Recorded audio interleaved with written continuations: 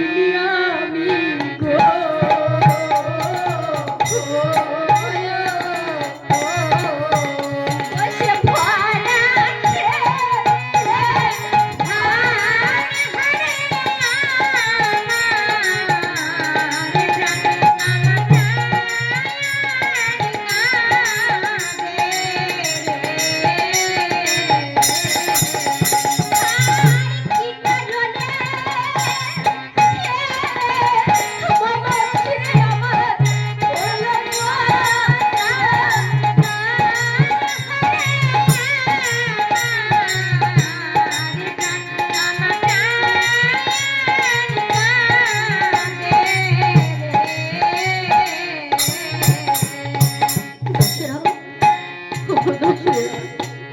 নিয়ে চলো, কোথায় বলো আমার প্রাণের পুত্র সিন্ধু।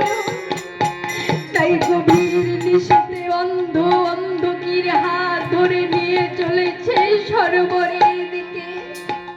সরোবরের তীরে এসে মৃত পুত্র সিন্ধুকে কোলে তুলে দিয়ে কেঁদে কেঁদে বলছো রে বাপ সিন্ধু,